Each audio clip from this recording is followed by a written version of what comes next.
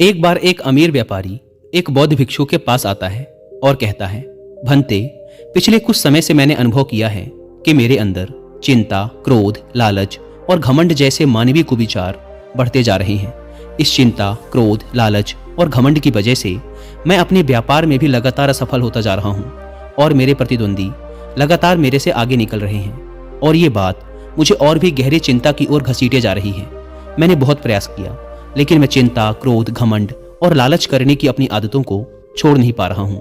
कृपया मुझे कोई ऐसा समाधान बताएं जिससे मैं अपनी इन बुरी आदतों से हमेशा के लिए छुटकारा पा सकूं। बौद्ध भिक्षु ने उस अमीर व्यापारी की बात पूरे ध्यान से सुनी और फिर कहा, उससे पहले कि मैं तुम्हें तुम्हारी समस्या का समाधान बताऊं, मैं तुम्हें एक कहानी सुनाना चाहता हूं। ध्यान से सुनना। एक सम्राट के पास 4 घोड़े थे। वो चारों घोड़े कद काठी से बहुत ही मजबूत और देखने में बहुत ही सुंदर थे। इसीलिए सम्राट उन चारों घोड़ों से बहुत ही प्रेम करता था। लेकिन सम्राट की समस्या ये थी कि वो चारों ही घोड़े बहुत ही उद्दंड थे। वो किसी भी प्रकार से घुड़सवारी के लिए प्रशिक्षित नहीं थे। सम्राट उन घोड़ों को प्रशिक्षित करवाना चाहता था ताकि उनकी सुंदरता में 4 चांद लग जाएं। लेकिन सम्राट अब तक असफल रहा था, क्योंकि जो भी प्रशिक्षक उनकी पीठ पर बैठता वो उसे पीठ से गिराकर अपने पैरों से बुरी तरह घायल कर देते। और क्योंकि वो सम्राट के प्रिय घोड़े थे, इसलिए सम्राट का सख्त आदेश था कि कोई भी प्रशिक्षक उन घोड़ों को मार पीट कर प्रशिक्षित नहीं करेगा। इसीलिए अब तक सभी प्रशिक्षक असफल रहे थे। अब सम्राट ने अपने पूरे राज्य में यह घोषणा करवा दी कि जो भी व्यक्ति इन घोड़ों को बिना मारे पीटे इन्हें पूरी तरह से घुड़सवारी के लिए प्रशिक्षित कर देगा, उसे 10 लाख सोने के सिक्के दिए जाएंगे। घोषणा के कुछ ही दिनों बाद सम्राट के दरबार में एक युवा किसान आता है और सम्राट से कहता है, मैं आपके इन चारों घोड़ों को बिना कोई शारीरिक नुकसान पहुंचाए पूरी तरह से प्रशिक्षित कर सकता हूं, लेकिन इसके लिए मेरी कुछ शर्तें हैं। सम्राट ने कहा, क्या शर्तें हैं तुम्हारी? किसान ने कहा, मुझे इन घोड़ों को प्रशिक्षित करने के लिए 1 वर्ष का समय चाहिए और साथ ही इन घोड़ों की देखरेख व खिलाने पिलाने की सारी जिम्मेदारी मुझे दे दी जाए और मेरे रहने की व्यवस्था भी इन घोड़ों के साथ ही कर दी जाए। सम्राट ने कहा, ठीक है, तुम्हारी सारी शर्तें मान्य होंगी। तुम कल से इन घोड़ों को प्रशिक्षित कर सकते हो। अगले दिन सुबह होते ही वह किसान उन चारों घोड़ों को एक बड़े से बाड़े में ले जाकर खुला छोड़ देता है और खुद बाड़े के चारों तरफ दौड़ना शुरू कर देता है। थोड़ी देर तक दौड़ भाग करने के बाद वह उन घोड़ों को अपने हाथों से चारा खिलाता है, पानी पिलाता है और खुद भी भोजन करके उसी बाड़े में लेट जाता है।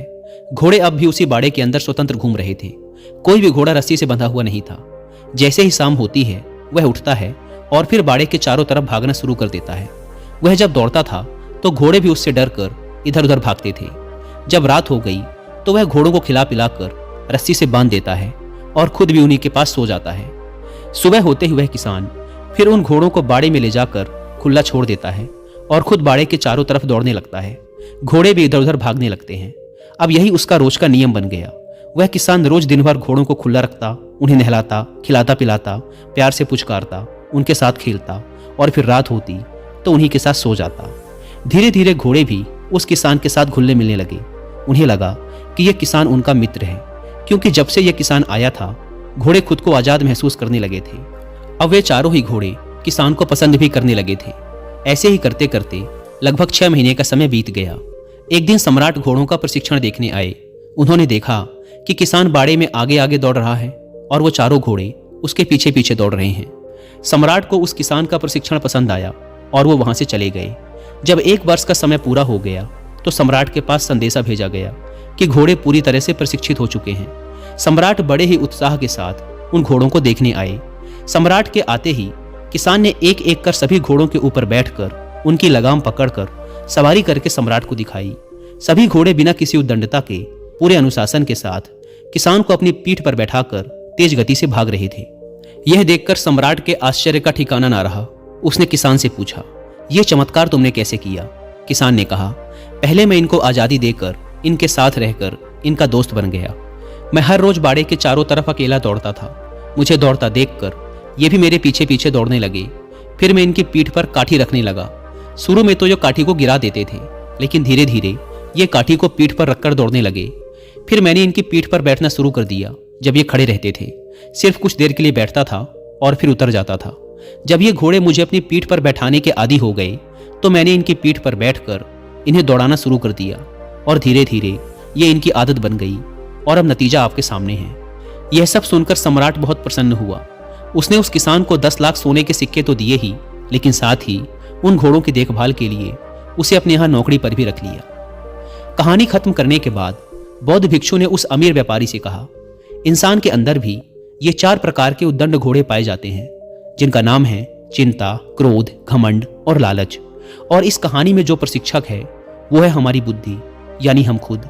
तुम्हें अपनी बुद्धि के प्रयोग से अपने मन के इन चारों उद्दंड घोड़ों को लगातार प्रशिक्षित करते रहना चाहिए, ताकि ये तुम्हारे काबू में रह सके।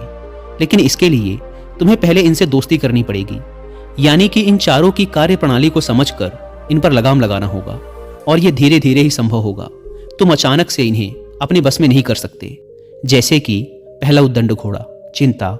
चिंता करने से समस्या और उलझती है, जबकि चिंतन करने से उसका समाधान निकलता है।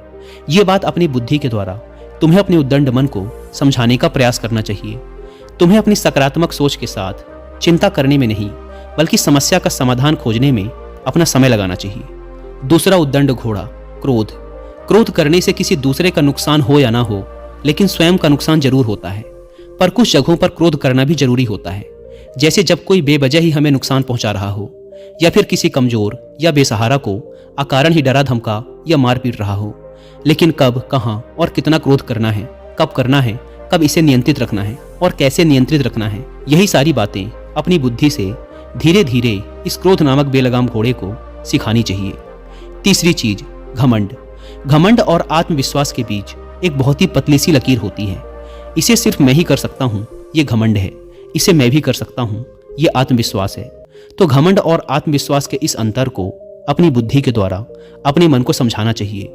और अगर किसी को अपने धन, ताकत और सुंदरता का घमंड है, तो उसे अपनी बुद्धि के द्वारा अपने घमंड नामक घोड़े को यह समझाना चाहिए कि मुझसे पहले बहुत से लोग हुए जो मुझसे भी कई गुना ज्यादा सुंदर, बुद्धिमान, ताकतवर और धनवान थे, लेकिन आज वो सभी मिट्टी में मिल चुके हैं। यह सब स्थायी नहीं है, यह सब हमेशा नहीं रहने वाला। इस बात को अपनी बुद्धि के द्वारा हमें अपने घमंड के घोड़े को समझाना चाहिए। और चौथा कुविचार लालच। लालच ज्ञान का हो तो अच्छा है, लेकिन अगर लालच अज्ञानता का हो तो बुरा है। लालच ज्ञान से, बुद्धि से, अपनी मेहनत और ईमानदारी से धन कमाने का हो तो अच्छा है, लेकिन अगर लालच चालाकी से, धोखे से, जल्दी से और गलत तरीके से धन कमाने का हो तो बुरा है। यही फर्क अपने इस चौथे घोड़े को यानी लालच को अपनी बुद्धि के द्वारा समझाना चाहिए। अंत में बौद्ध भिक्षु ने व्यापारी से कहा, मेरी इन सारी बातों का अर्थ केवल इतना है कि अगर तुम अपने अंदर की बुराइयों को खत्म करना चाहते हो तो तुम उन्हें समझकर धीरे धीरे अपनी बुद्धि के द्वारा उनसे छुटकारा पा सकते हो। इसके बाद बौद्ध भिक्षु ने अपनी आंखें बंद कर ली और वह अमीर व्यापारी उनको प्रणाम कर वहां से चला गया।